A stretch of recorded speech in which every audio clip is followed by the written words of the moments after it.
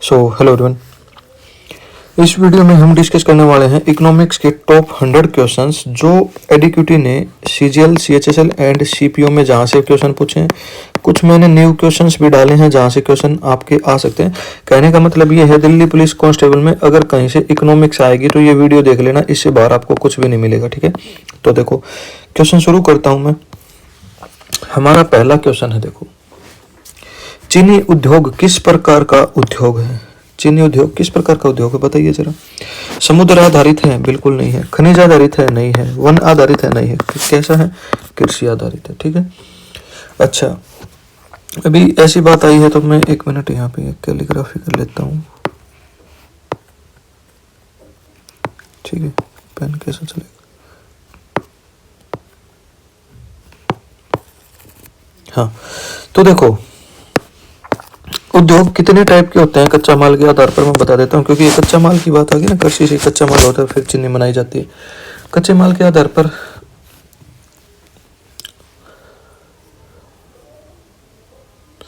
कितने टाइप के होते हैं? एक तो होता है कच्चे माल के आधार पर,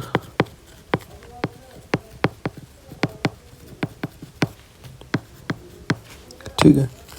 सेकंड रहता है कृषि पर आधारित भी होते हैं, ये प्रकार बता रहा हूँ, कृषि पर आधारित, खनिज आधारित, ठीक है। अच्छा, कुछ होते हैं फिर समुद्र पर आधारित, जैसे कि ये यहाँ पे बात आ गई ना, समुद्र आधारित, ये होते हैं। ठीक है, अच्छा, फिर बात आई है औद्योगिक, उद्योग की बात आई बेसिकली। कहाँ पे गया? उद्योग है तो औद्योगिक नीति, पहली औद्योगिक नीति कब आई थी? क्वेश्चन पूछेगा यहाँ से, मैं बता रहा हूँ। अब 1948 में पहली औद्योगिक नीति आई थी। अच्छा, दूसरी औद्योगिक नीति कब आई थी? 1956 में आई थी। अच्छा, न्यू औद्योगिक नीति कब आई थी? ये आई थी 1991 में। कब? जब एलपीजी इंट्रोड्यूस हुआ था। ठीक है, जब एलपीजी इंट्रोड्यूस हुआ था। अच्छा,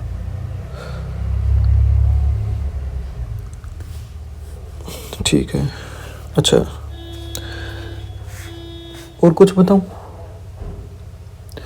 पहली औद्योगिक नीति में 4 श्रेणियां बनाई गई थी औद्योगिक की। ठीक है, 4 श्रेणियां बनाई गई थी, और जो दूसरी औद्योगिक नीति थी इसमें 3 श्रेणियां बनाई गई थी। ठीक है सर,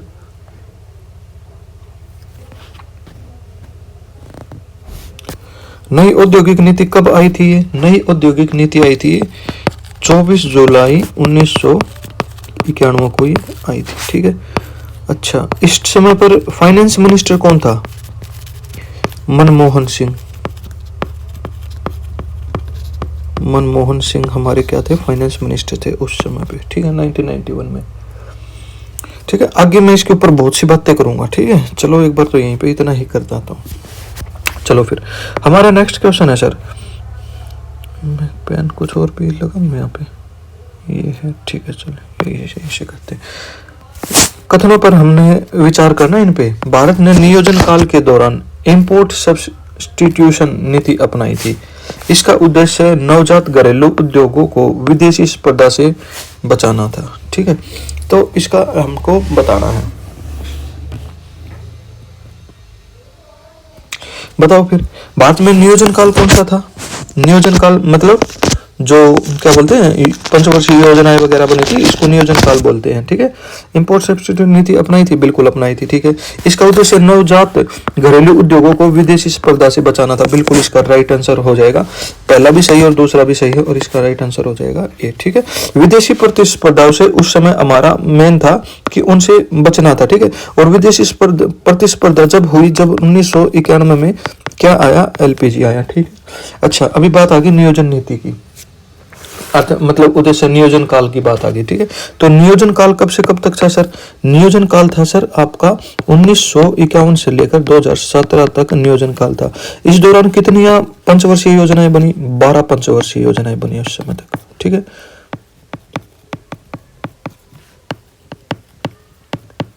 12 पंचवर्षीय योजनाएं बनी उस समय। ठीक है, ठीक है सर, ओके। और इनमें क्या क्या मतलब लक्ष्य रखे गए थे? इनमें रखे गए थे आत्मनिर्भरता प्रदान करना। ठीक है, अच्छा, और क्या था? विदेशी मुद्रा की बचत करना।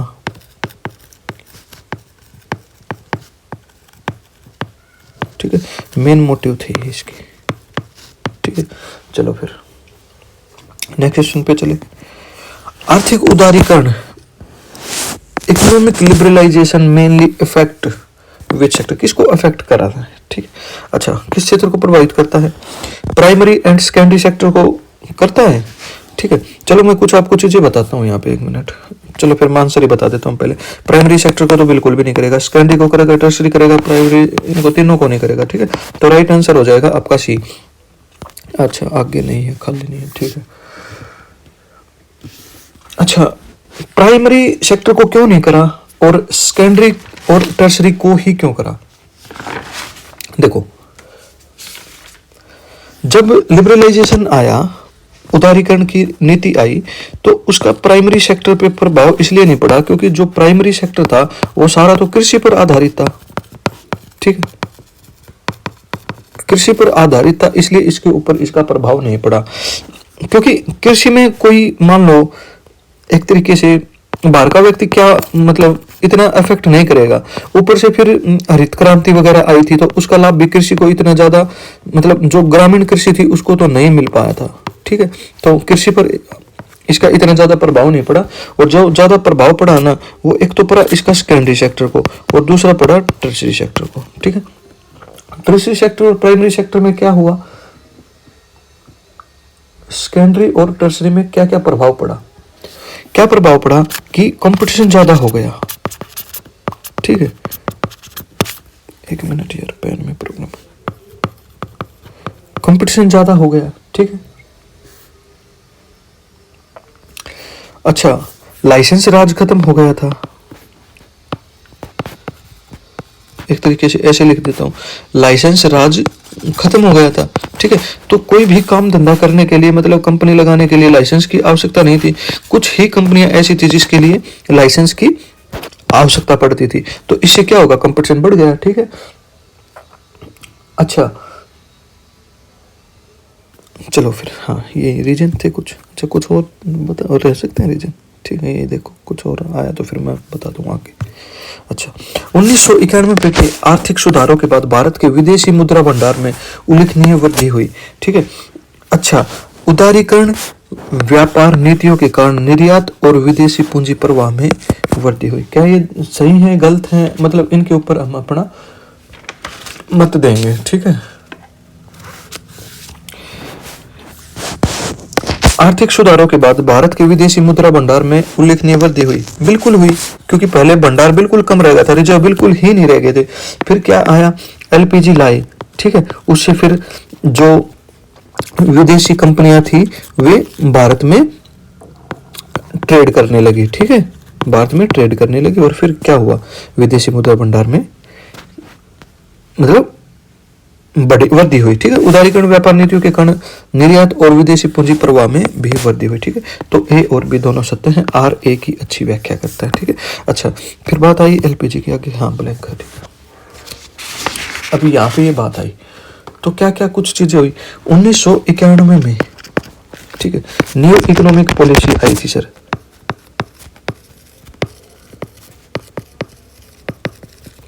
1991 में न्यू इकोनॉमिक्स पॉलिसी आई। उस टाइम में फाइनेंस मिनिस्टर कौन था? मनमोहन सिंह। ठीक है, और उसमें क्या इंट्रोड्यूस हुआ, एलपीजी। एलपीजी का मतलब लिबरलाइजेशन, प्राइवेटाइजेशन एंड ग्लोबलाइजेशन। ठीक है, ठीक है सर। औद्योगिक नीति कब आई थी? 24 जुलाई 1991 को। ठीक है, अच्छा, इसमें क्या हुआ, लाइसेंस राज खत्म कर दिया गया, लाइसेंस की आवश्यकता नहीं पड़ती थी। और फिर एक मिनट, पेन नहीं है, नहीं है, नहीं है।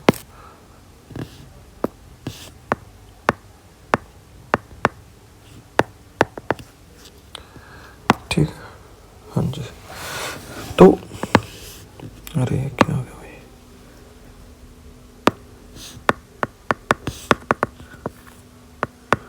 एक मिनट रुकना, एक मिनट।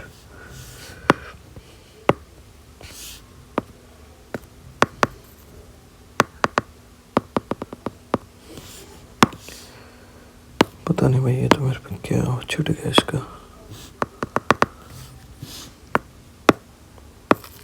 हाँ अब ठीक हो गया।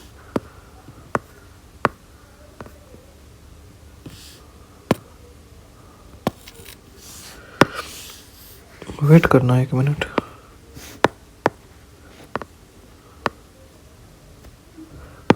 हाँ जी, हाँ। तो देखो फिर कुछ लाइसेंस राज खत्म कर दिया गया, लाइसेंस राज खत्म हो गया और कुछ उद्योगों के लिए ही लाइसेंस की आवश्यकता बच रही। ठीक है, उस समय 5 उद्योगों के लिए लाइसेंस की आवश्यकता थी। ठीक है, उसके बाद 1991 में 1956 की बात बता रहा हूँ, उसके बाद सिर्फ 2 उद्योग ही रह गए थे जो सरकार के नियंत्रण में रह गए थे, और वो कौन कौन से थे? सॉरी 1991 में। और 2 उद्योग कौन कौन से रह गए थे? एक तो परमाणु उद्योग और एक था रेलवे। ठीक है, ये 2 थे जो सरकार के कंट्रोल में थे। बाकी सब कुछ में क्या हो गया था कि प्राइवेटाइजेशन हो गया था, मतलब इन्वेस्टमेंट के ऊपर ज़्यादा ध्यान दिया गया था। इन्वेस्टमेंट का मतलब ये होना और नहीं होता, प्राइवेटाइजेशन का मतलब कि जो क्या बोलते हैं उसको, सार्वजनिक संपत्तियां हैं उनको प्राइवेट करना नहीं होता, उसमें 50% प्लस शेयर गवर्नमेंट का ही रहता है। ठीक है, चलो अच्छा, उस समय फिर कंपनियों की भी थोड़ा सा बता देता हूँ। कंपनियां कितने टाइप की थी, मतलब होती हैं, नवरत्न होती हैं, महारत्न होती हैं और मिनी रत्न होती हैं। ठीक है, और मिनी रत्न में 2 टाइप की रहती हैं, एक मिनी रत्न 1 एंड मिनी रत्न 2। ठीक है, अच्छा, कौन सी पंचवर्षीय योजना बाहरी उद्योगों पर आधारित थी? कौन सी पंचवर्षीय योजना थी जो बाहरी उद्योगों पर आधारित थी? कौन सी थी, बता सकते हो? अच्छा चलो फिर, क्या दूसरी थी? क्या दूसरी थी? ठीक, अच्छा, पंचवर्षीय योजना की बात आ गई अभी। तो पंचवर्षीय योजना सबसे पहले कौन से देश में बनी थी? यूएसएसआर में बनी थी और 1920 में बनी थी। ठीक है, अच्छा, कुछ चीजें हुई जब इंडिया में पंचवर्षीय योजना बनी। उससे पहले 1934 में विश्वेश्वरैया, ठीक है, इकोनॉमिक प्लान आया। ठीक है, फॉर इंडिया। इसमें कहा गया कि जो ये प्लान है ये 10 साल के लिए बनाया जाएगा, मतलब 10-10 साल के अंतराल पे बनाया जाएगा। जो अभी पंचवर्षीय योजना हम 5 साल के अंतराल पर देखते हैं।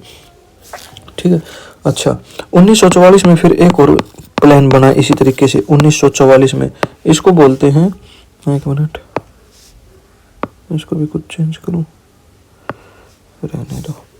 1944 में एक विभाग बना, नियोजन विभाग बना।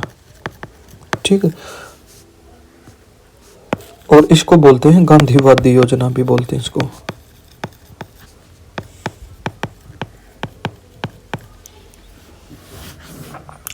फाइनली 15 मार्च 1950 को योजना आयोग बन गया। ठीक है, योजना आयोग बन गया। और अभी योजना आयोग की जगह पे कौन काम करता है? नीति आयोग करता है, जो कब बना था? 2015 में। कब? 1 जनवरी 2015 को बना था। ठीक है, अच्छा, ये इतना हमने जान लिया। तो इसके बाद फिर पंचवर्षीय योजनाएं बनी। तो पहली पंचवर्षीय योजना कब बनी? फिर पहली पंचवर्षीय योजनाएं बनी 1900 अप्रैल 1951 से 1956 थे पहली थी। ठीक है, अच्छा, दूसरी पंचवर्षीय योजना कब बनी सर? फिर 1556 से लेकर 1561 तक ये दूसरी पंचवर्षीय योजना थी। और इसी दूसरी पंचवर्षीय योजना में, द्वितीय पंचवर्षीय योजना में क्या हुआ था? बाहरी उद्योगों पर ध्यान दिया गया था। ठीक है, अच्छा, इसका मॉडल कौन सा था सर? आगे पेज है क्या? अरे मॉडल, ठीक है, अच्छा, कुछ मैं बहुत सी चीज़ें यहाँ पे पढ़ा दी, तो ये अगर यहाँ पे बताता तो अच्छे से समझ में आती और भी। ठीक है, अच्छा, मैं मॉडल के ऊपर बात करूँगा थोड़ी सी। ठीक है, अच्छा, एक चीज़ और, जब पहली पंचवर्षीय योजना बनी कब? 1 अप्रैल 1951 में जब शुरू हुई, तो उस समय अध्यक्ष कौन थे इसके? नेहरू, पीएम होगा नेहरू, सिंपल बात है, ठीक है। उपाध्यक्ष, उपाध्यक्ष कौन थे सर फिर? उपाध्यक्ष थे गुलजारी लाल, ठीक। प्रथम की बात करता हूं सबसे पहले। तो मैं प्रथम में धीरे धीरे करवा दूंगा, जैसे जैसे क्वेश्चन आता जाएगा, जैसे कि 2 पंचवर्षीय योजना इसमें बता दूंगा, 2-3 इस तरीके से करके पूरी 12 की 12 बता दूंगा, ठीक है। और यहाँ से इससे 12 क्वेश्चन नहीं मिलेगा फिर आपको। प्रथम में कृषि को प्राथमिकता दी गई,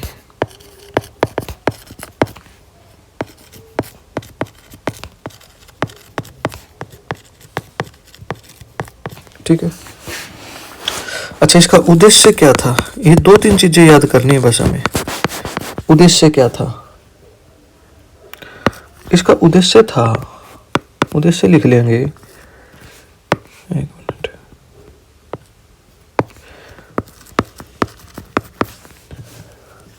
अर्थव्यवस्था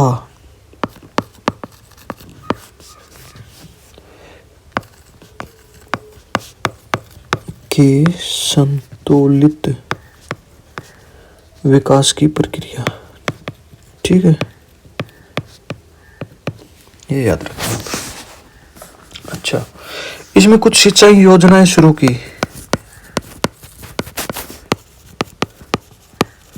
कौन सी सिंचाई योजना शुरू की? एक तो शुरू की भाखड़ा नांगल, ठीक है। दूसरी शुरू हुई व्यास परियोजना, और तीसरी शुरू हुई दामोदर, ठीक है, दामोदर परियोजना। अच्छा, कुछ और भी काम हुए इसमें। सामुदायिक विकास कार्यक्रम, ये आता होगा ना,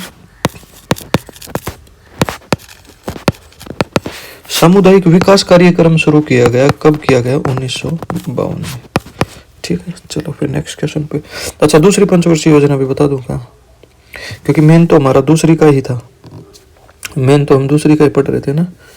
चलो फिर यहीं पे बता देता हूँ दूसरी का उद्देश्य। अच्छा हाँ, मॉडल क्या था इसका?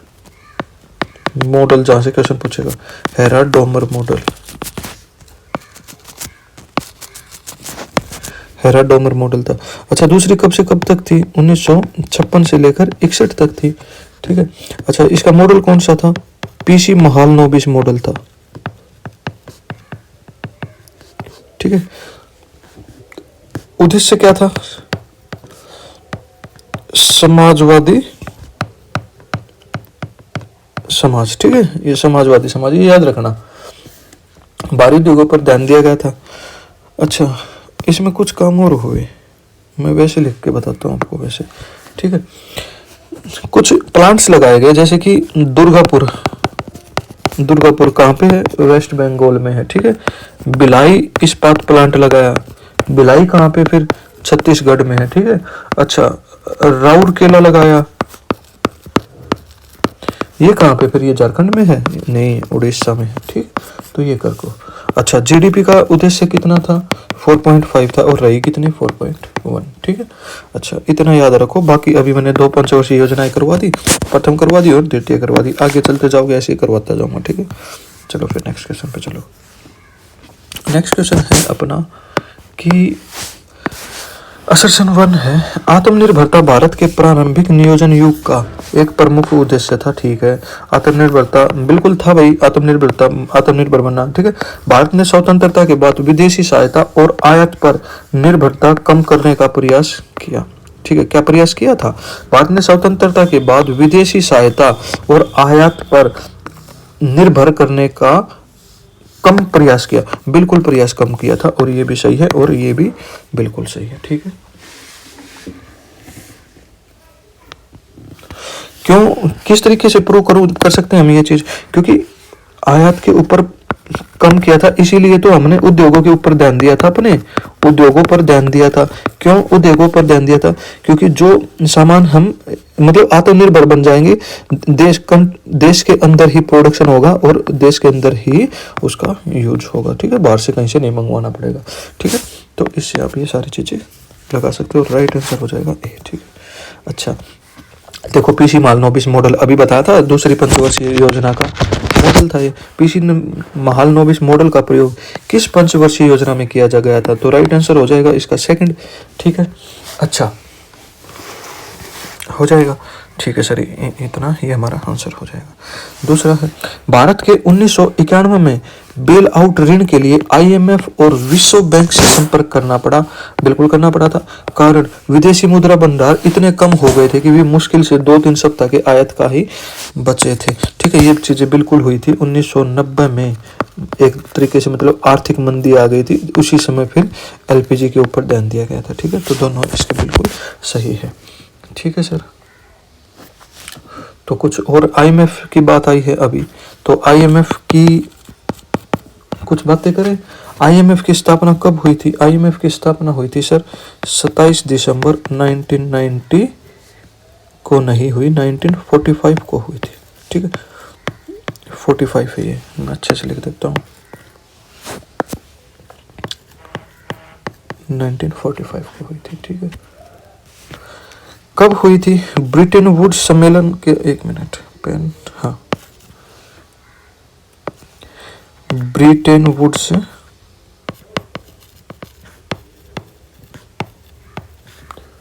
सम्मेलन के आधार पर हुई थी।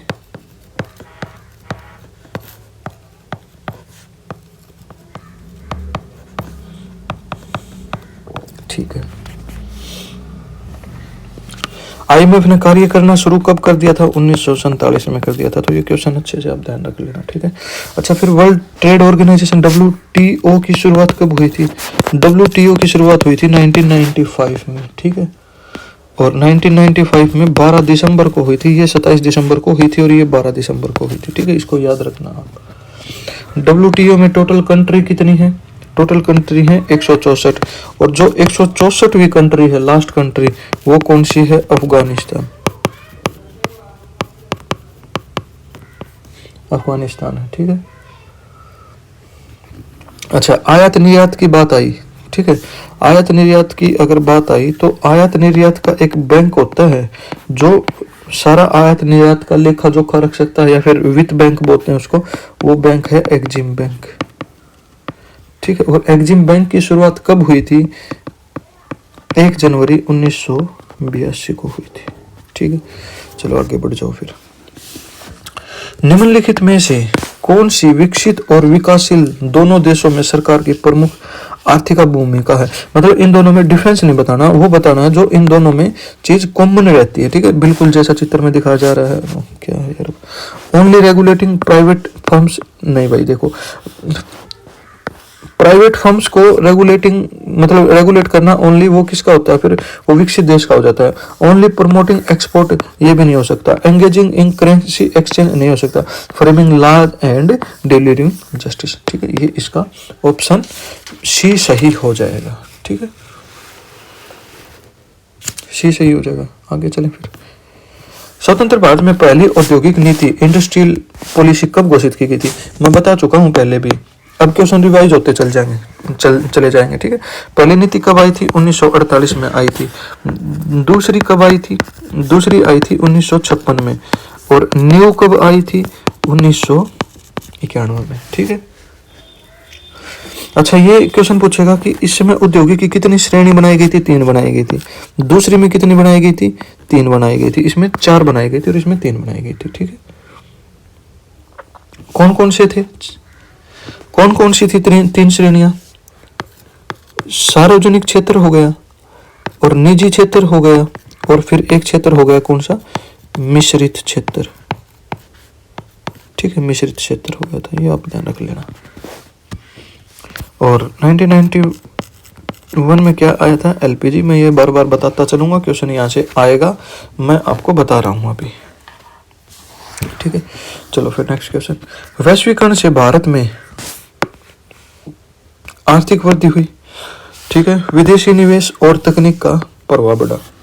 विदेशी निवेश बिल्कुल बढ़ा था, तकनीक का प्रभाव बढ़ा था, क्योंकि कंपटीशन ज्यादा हो गया था। जब 1991 में एलपीजी लेके आए, उस समय बाहर की कंपनियां आने लगी थी और वो उनके पास डिफरेंट तकनीकी थी, मशीन्स थी, ठीक है, उनके पास से अच्छी गुणवत्ता थी, तो कंपटीशन बढ़ा और तकनीकी तो फिर बढ़ी थी वैसे, बाद में आर्थिक वृद्धि हुई, तो बाहर की कंपनियां आई, उन्होंने भारत में निवेश करा, भारत में कंपनियां लगाई, उन्होंने टैक्स दिया भारत सरकार को, तो क्या हुआ, आर्थिक वृद्धि हो गई, ठीक है। तो दोनों सही हो जाएंगे बिल्कुल, ठीक है, हो जाएंगे बिल्कुल सही, ठीक है। अच्छा, कुछ मैं इसके आगे बताता हूँ, आप यहीं पे बता देता हूँ। आर्थिक वैश्वीकरण के कुछ नेगेटिव भी मतलब इम्पैक्ट थे और कुछ पॉजिटिव थे। पॉजिटिव तो हमने बस देख लिया, जैसे कि आर्थिक वृद्धि हुई, तकनीक का प्रवाह हुआ, ठीक है, इस टाइप के काफ़ी सारे उद्देश्य थे, उपभोक्ता को इसका काफ़ी लाभ मिला, विदेशी निवेश हुआ, ठीक है, और कंपटीशन बढ़ा, जिससे क्या हुआ, चीज़ों की गुणवत्ता में सुधार आया, ठीक है। और जब तक देखो कंपटीशन नहीं होगा ना, जो भी बिक रहा है वो बिक रहा है, ठीक है, जब कंपटीशन हो जाएगा तो अच्छी गुणवत्ता में फिर वो सुधार करेंगे, ठीक है, ऐसे तो। और नेगेटिव इसके इफेक्ट क्या क्या आए, जो ये वैश्वीकरण था, ये शहर तक इसकी पहुंच रही, गांव तक इसकी पहुंच नहीं रही, ठीक है। अच्छा, इसलिए गांव में इसका प्रभाव इतना नहीं पड़ा, ठीक है। अच्छा, श्रम अनुपात बढ़ गया था,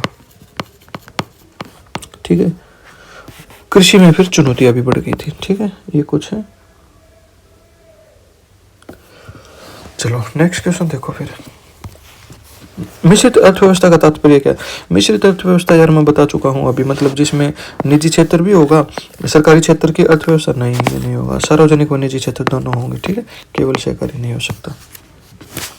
किस सुधार ने बहुराष्ट्रीय कंपनियों को भारत में प्रवेश करने से सक्षम बनाया? लेबर लॉ ने बना, नहीं भाई, मतलब ये नहीं है, स्वदेशी ने नहीं है, लैंड रिफॉर्म ने नहीं, ग्लोबलाइजेशन ने, ठीक है, उदारीकरण ने भारत में इससे निवेश कर सकते थे, ठीक है। अच्छा, नेक्स्ट क्वेश्चन देखो। भारत में विनिवेश नीति की व्यापक रूप से आलोचना की गई थी, डिसइन्वेस्टमेंट की, ठीक है, इसके परिणाम स्वरूप सार्वजनिक क्षेत्र के उपकरणों का बाजार एकाधिकार बढ़ गया था, ठीक है, ये क्या ये सही है?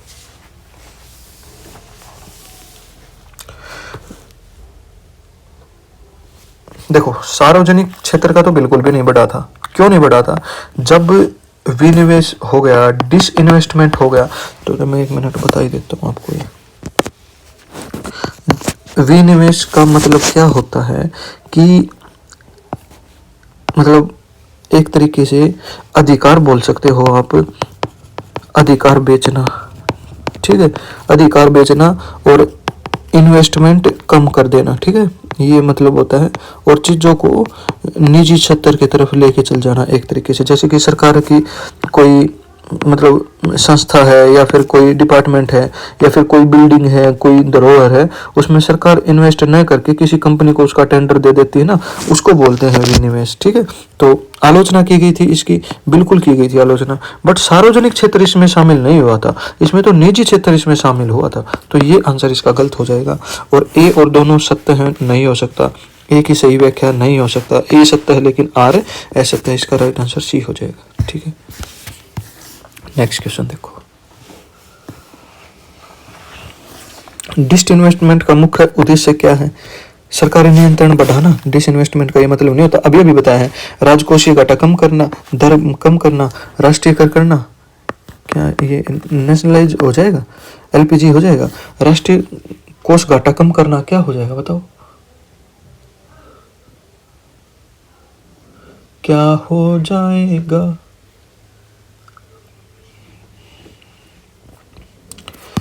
अभी बताया ना, पीछे तो बताया है, आंसर करना एक बार। अच्छा, किस योजना ने न्यूनतम आवश्यकता कार्यक्रम शुरू किया था? न्यूनतम आवश्यकता कार्यक्रम कौन सी योजना में शुरू किया गया था?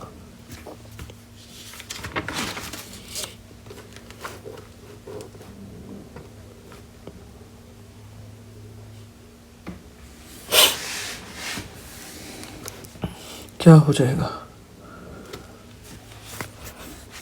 5th 5 ईयर प्लान में ये शुरू किया गया था, ठीक है। और जो हमारी 5वीं 5 वर्षीय योजना थी, ये कब से कब तक थी? 1974 से लेकर 1979 तक थी, ठीक है।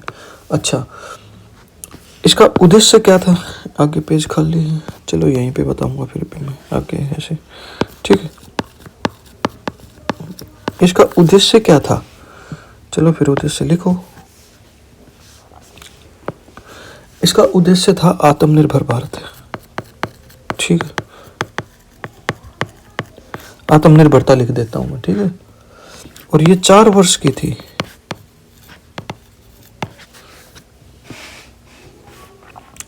और ये पहली योजना थी जिसमें पहली बार गरीबी और बेरोजगारी पर ध्यान दिया गया था, पर ध्यान दिया था, ठीक है। न्यूनतम आवश्यकता कार्यक्रम शुरू किया गया था इसमें, ठीक है। और इसमें एक चीज और हुई थी कि काम के बदले अनाज कार्यक्रम चला था, के बदले अनाज, ठीक है। चलो, new economics policy of 1991 resulted in the abolition of industrial licensing for most industries, ठीक है। तो क्या इसने जो लाइसेंसिंग जरूरी होती थी पहले उसको हटा दिया था, बिल्कुल सही बात है ये, ठीक है, कि परिणाम स्वरूप अधिकांश उद्योगों के लिए औद्योगिक लाइसेंसिंग समाप्त कर दी गई थी, ठीक है। Licensing was reimpose to regulate growing private sectors, दोबारा इम्पोज नहीं हुई थी भाई, एक बार हटा दी गई थी बस, ठीक है। तो राइट आंसर एक ही रहेगा, बी ए सत्य हो जाएगा, ठीक है, 1991 में। चलो आगे चलें। भारत के प्रारंभिक नियोजन युग में आयात प्रतिस्थापन नीति का प्राथमिक उद्देश्य क्या था? Primary aim of import substitution policy in India's early planning era, ठीक है। Promote export led industrialisation, encourage foreign capital inflow, ठीक है। Replace foreign imports with domestic productions, ये था क्या शुरू में? लिबरलाइज ट्रेड बैरियर्स, नहीं ये भी नहीं था भाई, उस टाइम तो बिल्कुल नहीं था। प्रारंभिक नियोजन की बात हो रही है, ठीक है। प्रमोट एक्सपोर्ट लेड इंडस्ट्रियलाइजेशन, क्या ये था? एक्सपोर्ट को प्रमोट किया था भाई, ठीक है। चलो, निम्नलिखित में से कौन सा भारी उद्योगों का सही वर्णन करता है? भारी उद्योग कौन से होते हैं? हल्के उद्योग और भारी उद्योग क्या होते हैं? हल्के उद्योग जो कच्चा माल हल्का मतलब यूज करते हैं, और जो भारी होता है वो इसी के बेस पे होता है, यूज बल्कि imports to produce heavy goods, ठीक है। ये इसका राइट आंसर हो जाएगा। अच्छा, राजस्व घाटे की गणना किस तरीके से की जाती है? राजस्व घाटा मतलब ऐसे एक तरीके से आप ये चीज देखो कि आपने कोई चीज खरीदी, उस पर आप क्या देखोगे? आपने इन्वेस्ट कितना करा, आपने बेची कितने में, उसका तभी तो आप लाभ निकाल सकते हो ना, ठीक है। तो राजस्व व्यय कितना करा और राजस्व प्राप्तियां कितनी हुई, ठीक है, निकाल दोगे।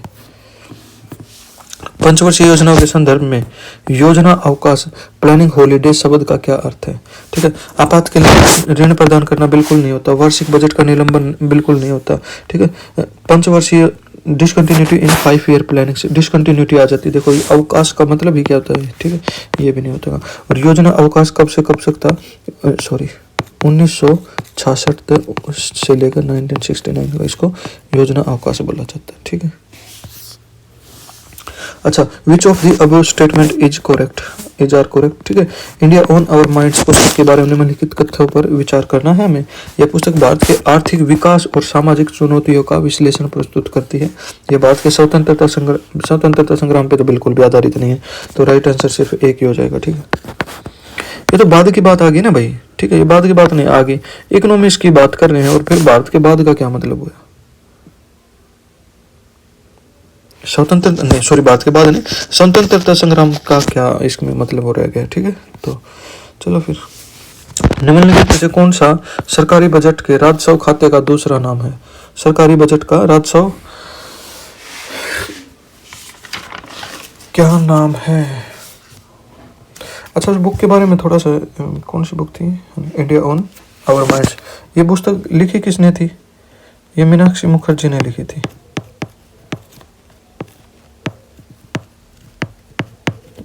मीनाक्षी मुखर्जी ने ये पुस्तक लिखी थी, ठीक है। ये पुस्तक किसके ऊपर है? 2 पॉइंट्स हैं इसमें, एक तो है इकोनॉमिक ग्रोथ के ऊपर,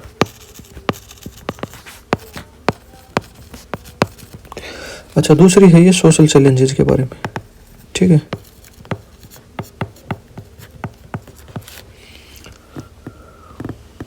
और कल्चरल आइडेंटिटी।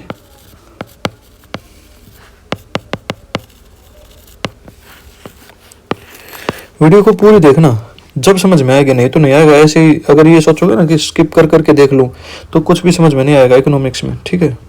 पूरी देखोगे तो अच्छे से समझ में आ जाएगी, ठीक है। अच्छा,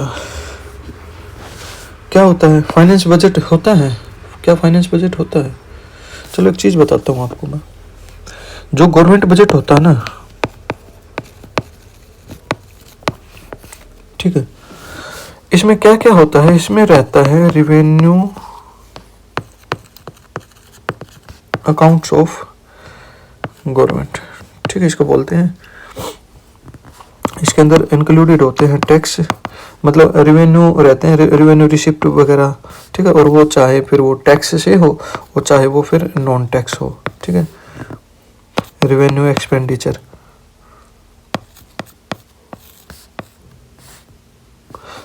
तो इसमें क्या है, मतलब रेवेन्यू अकाउंट्स होते हैं, तो रेवेन्यू से ही रिलेटेड सारी चीज़ें होती हैं। रेवेन्यू रिसिप्ट रहती है, वो टैक्स की हो चाहे नॉन टैक्स की हो, ठीक है। और रेवेन्यू एक्सपेंडिचर का सारा मतलब डेटा इसमें रहता है, तो इसको क्या बोल देते हैं फिर? रेवेन्यू बजट इसको बोला जाता है, ठीक है। इसका नाम रेवेन्यू की बात हो रही है हर जगह, तो रेवेन्यू से ही इसको रिलेट कर देना, याद भी हो जाएगा, ठीक है। अच्छा, सार्वजनिक क्षेत्र सुधार में नवरत्न शब्द का क्या तात्पर्य है? अच्छा, नवरत्न से मैंने बात बताई आपको, 1991 में लाइसेंसिंग की जरूरत पड़ी थी, और जैसे कि कंपनियों को 3 श्रेणियों में बांट दिया गया था। नवरत्न थी, महारत्न थी एंड मिनी रत्न थी, और मिनी रत्न 2 थी, मिनी रत्न 1 एंड मिनी रत्न 2 थी, ठीक है। ये 2 में हो गया था, ठीक है सर, बता सकते हो आप ये? अच्छा देखिए, सार्वजनिक उपक्रमों का पूर्ण निजीकरण, निजीकरण का मतलब नवरत्न अलग चीज होगी ये तो, ठीक है। Public enterprises granted autonomy for the better performance, autonomy का ये मतलब ही नहीं है भाई इसमें, ठीक है। सब्सिडी इवन रूरल फर्म्स, इसका ये हो सकता है, रूरल फर्म्स को क्या सब्सिडी मतलब आधारित चीजें करना, ठीक है, वैसे से समर्थन के लिए पात्र, ठीक है। WTO से समर्थन के लिए पात्र फर्म बनाना था, ठीक है, कि WTO से, और WTO की स्थापना को हुई थी 1995 में हुई थी, ठीक है। और WTO का क्या कार्य क्या रहता है? इंटरनेशनल ट्रेड के लिए रूल्स बनाना और उनको रेगुलेट करना, ठीक है। अच्छा, नवरत्न कंपनी के लिए, किसी भी कंपनी को नवरत्न कंपनी बनने के लिए क्या क्या मतलब कुछ मापदंड रहते हैं, उसके 6 मापदंड रहते हैं, ठीक है। मतलब कि जैसे कि 100 अंक है टोटल, उसमें से 60 उसको रेटिंग मिलनी चाहिए, ठीक है, रेटिंग मिलनी चाहिए। इस टाइप से कुछ चीज़ें रहते हैं। और हाल फिलहाल में नवरत्न 13 कंपनीज हैं, महारत्न भी 13 हैं, और मिनी में कितनी हैं? एक में तो 11 हैं और एक में फिर कितनी है? 62 हैं, ठीक है। ये थोड़ा सा डेटा याद रख लेना, हालांकि यहाँ से क्वेश्चन मेरे को नहीं लगता आएगा, मोटे मोटे से आएंगे। 1955 की औद्योगिक नीति प्रस्ताव को किस पंचवर्षीय योजना में प्रमुखता दी गई थी? 1956 में। देखो पंचवर्षीय योजना कब कब आई थी? 1951 से 1956 आई थी, ठीक है। फिर 1956 से 1961 आई थी, 1961 से फिर कब आई थी? 66 आई थी। तो ये कौन सी योजना में हो जाएगा? सेकंड योजना में हो जाएगा, ठीक है। सेकंड योजना के अच्छे ऑप्शन भी लगा रखे, इसके ऊपर मैंने काफ़ी सारी बातें भी कर ली हैं, ठीक। अच्छा, भारत में उदारीकरण मुख्य रूप से किस वर्ष शुरू किया गया था? उदारीकरण कब शुरू किया गया था? इसके ऊपर मैंने क्वेश्चन डाल दिए एकदम, बहुत से क्वेश्चन, ताकि यहाँ से क्वेश्चन आए तो आप उड़ा देना, ठीक है। अच्छा, सेकंड है फिर उदारीकरण का एक प्रमुख उद्देश्य क्या था? उदारीकरण का प्रमुख उद्देश्य क्या था? Remove entry barriers for firms, मतलब एंट्री बैरियर्स हटा दिए थे, हटा देना इसका मुख्य कारण था, ताकि जो विदेशी कंपनियां हैं वो भारत में आके निवेश करें, ठीक है। अच्छा, नेक्स्ट क्वेश्चन देखो, लाइसेंस राज रेफर्स टू, देखो इनके बारे में बात करी मैंने। लाइसेंस राज का क्या मतलब है? Excessive government control on industries, ठीक है।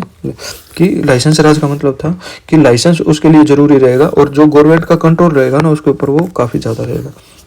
अच्छा, which of the following was reduced under liberalisation, मतलब क्या कम कर दिया गया था उदारीकरण के दौरान, ठीक है। इम्पोर्ट ड्यूटीज कम कर दी गई थी, बिल्कुल इम्पोर्ट ड्यूटीज बिल्कुल कम कर दी गई थी, ज़्यादा नहीं था। इंडस्ट्रियल लाइसेंसिंग कर दी थी, बिल्कुल। गवर्नमेंट रिस्ट्रिक्शंस बिल्कुल मतलब बहुत कम कर दी थी, ठीक है। ऑल ऑफ दी अबव इसमें काम हो गए थे।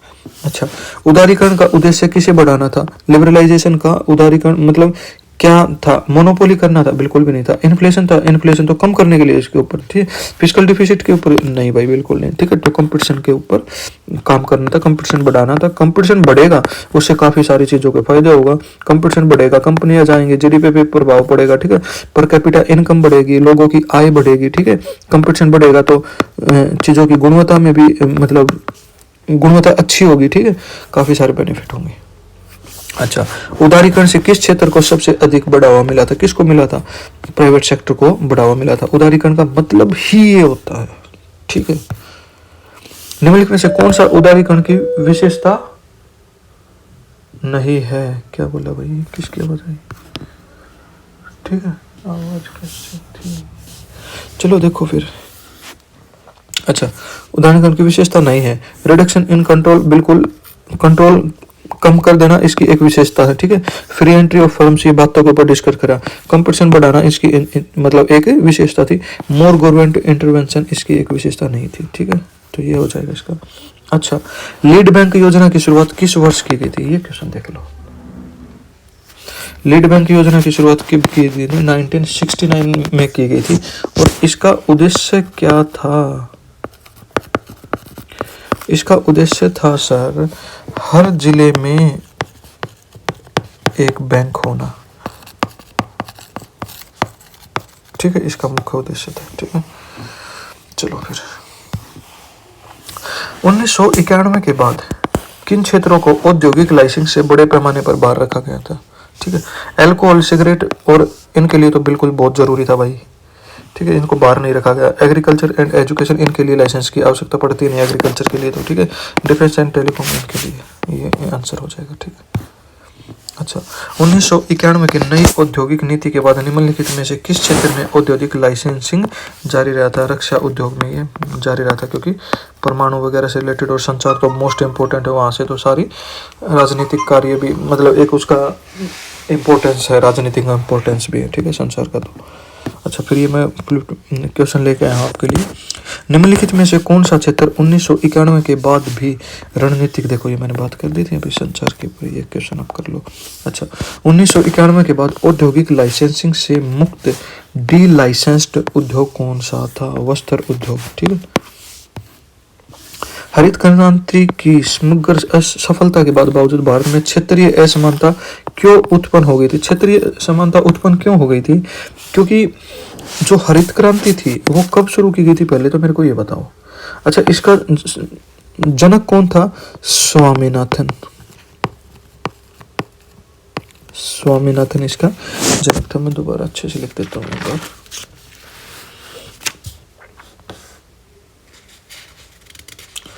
कुछ लाइसेंसिंग वगैरह से रिलेटेड भी था, ठीक। ओके, तो इसका कारण क्या रहा कि इसका प्रभाव कई क्षेत्रों पर तो अच्छा गया, जैसे कि जहाँ पे पानी, हाँ ये पहले लेता हूँ, ठीक है। जहाँ जमीन अच्छी थी, जहाँ पे पानी अच्छा था, उनको फायदा हुआ, जैसे कि हरियाणा को फायदा हुआ, पंजाब को फायदा हुआ, ठीक है। और वेस्टर्न यूपी को भी इसका बहुत फायदा हुआ था, ठीक है। तो असमानता, भूमि समानता इसका नहीं था, उर्वरकों की अपेक्षा कम, ठीक है। उपजल वाले बीजों का पहुंच केवल अच्छी तरह से सिंचित क्षेत्रों तक सीमित होने के कारण, ठीक है। जहाँ पे अच्छी मतलब सिंचाई की सुविधा थी ना, क्योंकि अभी हरियाणा है जैसे कि और यूपी है, यहाँ पे नहरें भी हैं, पंजाब में नहरें भी हैं और ट्यूबवेल वगैरह की सुविधा, मतलब अच्छे से सिंचित किया जा सकता है, पानी की अच्छी सुविधा है। तो वहाँ पे तो बीजों की मतलब पहुंच अच्छी रही, बट जहाँ पे पानी की अच्छी सुविधा नहीं थी उन जगह पे किसी ने ध्यान ही नहीं दिया, ठीक है। तो इसका इसलिए क्षेत्रीय असमानता उत्पन्न हो गई थी, ठीक है। अच्छा, किस पंचवर्षीय योजना में औद्योगिक नीति प्रस्ताव 1956 को प्रभु, ये मैंने बता चुका हूँ मैं द्वितीय में, ठीक है। वैश्वीकरण के संदर्भ में WTO विश्व व्यापार संगठन की भूमिका क्या रहती है? तो मैं बताया है ये पीछे मैंने, WTO का क्या कार्य रहता है कि क्या रहता है, मतलब ट्रेड रूल्स बनाना, ठीक है, ट्रेड रूल्स बनाना और ट्रेड को रेगुलेट करना। कब बना था ये? 1995 में बना था सर ये, ठीक है। अच्छा, इसका हेडक्वार्टर कहाँ पे है ये आप कमेंट करना, ठीक है। राष्ट्र के बीच निष्पक्ष व्यापार नियम सुनिश्चित करना, ये इसका राइट आंसर हो जाएगा, ठीक। रोलिंग प्लान योजना की अवधारणा किस प्रधानमंत्री की थी? किसकी थी रोलिंग प्लान की अवधारणा? अच्छा, रोलिंग प्लान आया कब था? मोरारजी देसाई की थी। और रोलिंग प्लान कब आया था? 1978 से 1980, और फिर कब आया था? 1990 से 1992, ठीक है, ठीक है। अच्छा, एक बात और थी यहाँ पे, चलो फिर आगे।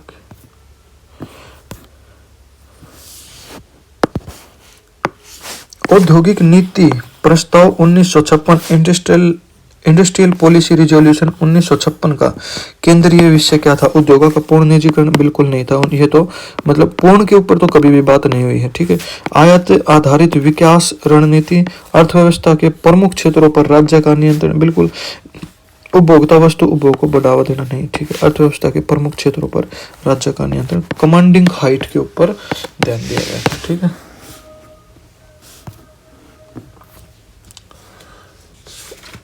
एक मिनट, कुछ क्वेश्चंस देखता हूँ कि यहाँ पे आपको कुछ बता दूं तो, ठीक है। चलो नेक्स्ट क्वेश्चन देखते हैं। ये क्या हो गया भाई?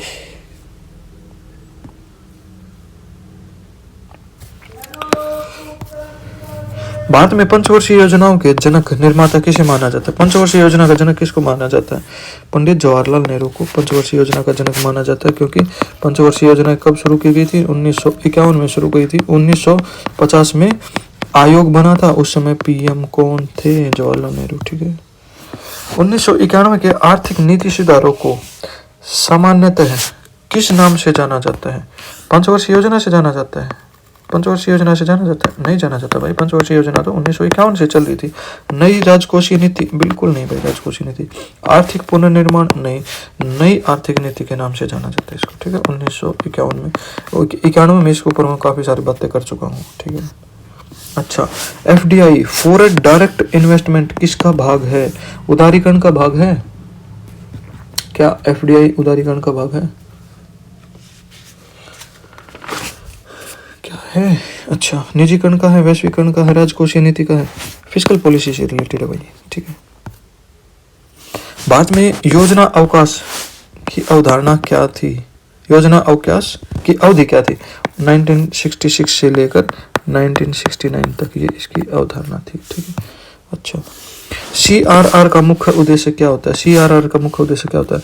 देखो, जैसे कि हम CRR क्या होता है, पहली चीज तो ये है कि CRR के बारे में ही पता होना चाहिए आप लोगों को।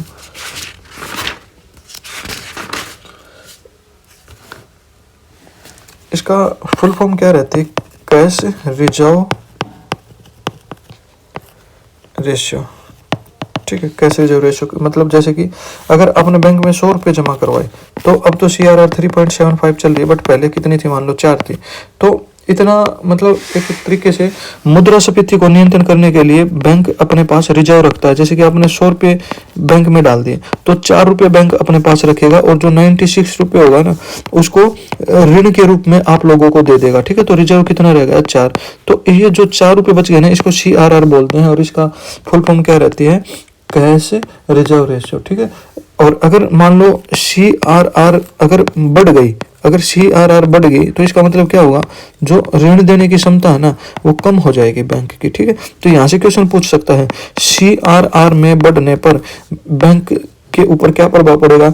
ऋण देने की क्षमता बढ़ेगी, ऋण देने की क्षमता घटेगी, कोई प्रभाव नहीं पड़ेगा, ठीक है। इस टाइप से आंसर हो जाएगा।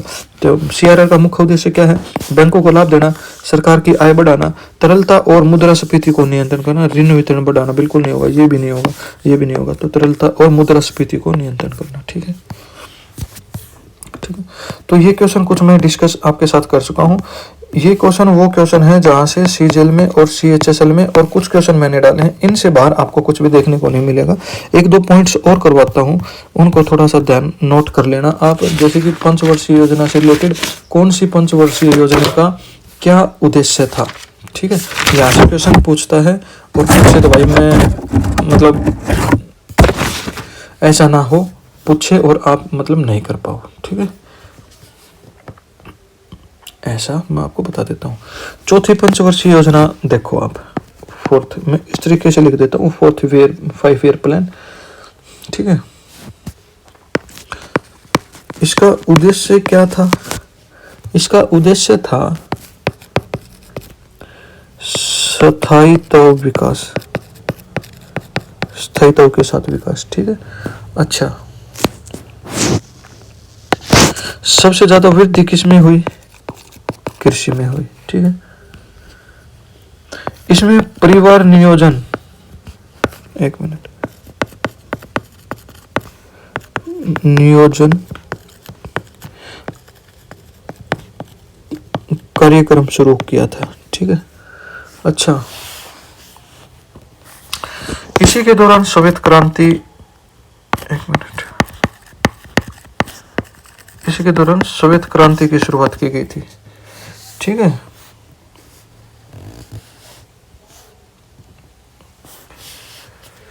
अच्छा, तो फिर उसके बाद देखते हैं 5वीं पंचवर्षीय योजना और 6ठी पंचवर्षीय योजना, जहां से क्वेश्चन पूछता है।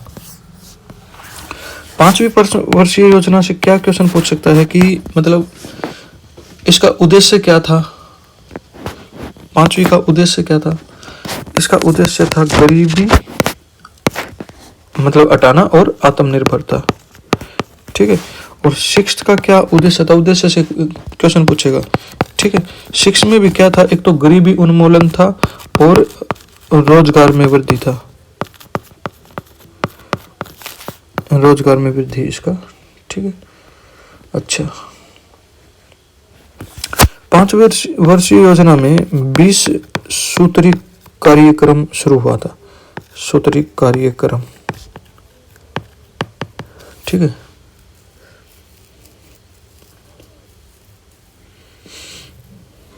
कुछ और बताऊं फिर आपको? यहाँ पे पेज ऐड कर लेता हूँ मैं एक, ठीक है। यहाँ पे देखो कुछ चीजें और बताता हूँ। 7वीं पंचवर्षीय योजना के दौरान कुछ और कार्य हुए। 7वीं में क्या था? जवाहर रोजगार योजना चलाई गई, जवाहरी योजना लिख देता हूँ, और ये चलाई गई थी 1989 में, ठीक है। और एक और चलाया राष्ट्रीय साक्षरता मिशन,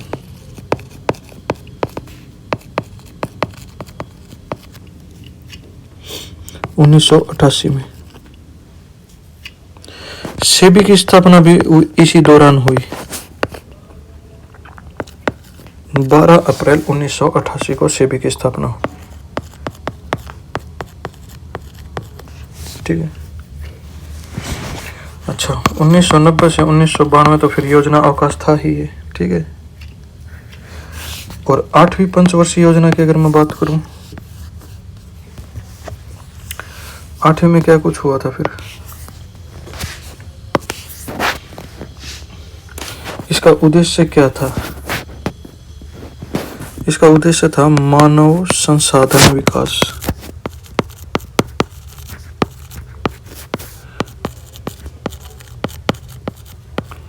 ठीक है। और इसमें एक चीज हुई थी, राष्ट्रीय महिला कोष की स्थापना, कब? 1993 में, ठीक है। एक पेज और ऐड कर लेता हूँ। अच्छा,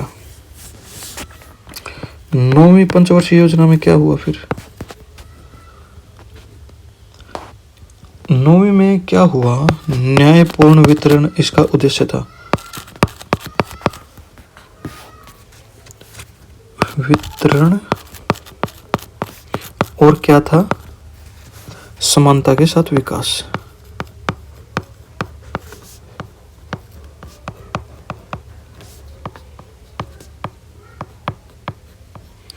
ठीक है। 10वीं योजना में क्या था फिर सर?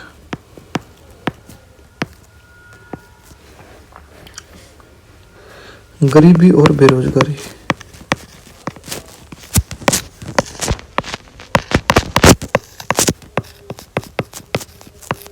ठीक है, और क्या था इसमें, मतलब पर कैपिटा आय दोगुनी करना था। ठीक है, 2x लिख देता हूं मैं। 11वीं पंचवर्षीय योजना और 12वीं पंचवर्षीय, 2 योजना और रहती हैं, इनके बारे में और क्या जानोगे फिर। 11वीं का और 12वीं का लगभग उद्देश्य सेम ही था, और वो था स्वदेशी विकास। ठीक है, तो ये कुछ आपको मैंने इकोनॉमिक्स के इम्पोर्टेंट क्वेश्चन करवा दिए हैं, जहाँ से आपको दिल्ली पुलिस में एग्जाम में काफ़ी कुछ देखने को मिलेगा।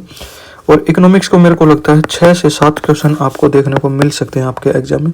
इससे बाहर मेरे को नहीं लगता कुछ भी आएगा, क्योंकि सीजीएल में भी यहीं से आ लिए, सीएचएसएल में भी यहाँ से आ लिए, और सीपीओ मैंने खुद भी दिया है, 6 से 7 क्वेश्चन आए थे और यहीं से आए थे। ठीक है, इससे बाहर मेरे को नहीं लगा कुछ भी। जो इम्पोर्टेंट थे वो मैंने करवा दिए हैं। बाकी आपको PDF मिल जाएगी। टेलीग्राम चैनल आप ज्वाइन कर लेना और चैनल को सब्सक्राइब कर लेना। आपका अभी 18 से आपके एग्जाम शुरू हो जाएंगे और एनालिसिस मिलेंगे लगातार आपको। और एनालिसिस के ऊपर अगर कोई रोक भी हुई ना, तो फिर आप चैनल को फिर तो आपने ज्वाइन करना पड़ेगा चैनल को, जहाँ पे आपको मतलब कुछ पे करना होता है। मिनिमम तो मेरे को लगता है 49 ही है।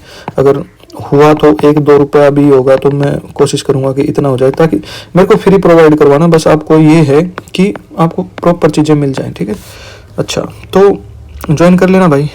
मिलते हैं ऐसे नई वीडियो के साथ, तब तक के लिए जय हिंद, जय भारत, टेक केयर। डिस्क्रिप्शन में आपको लिंक मिल जाएगा चैनल का। Take care.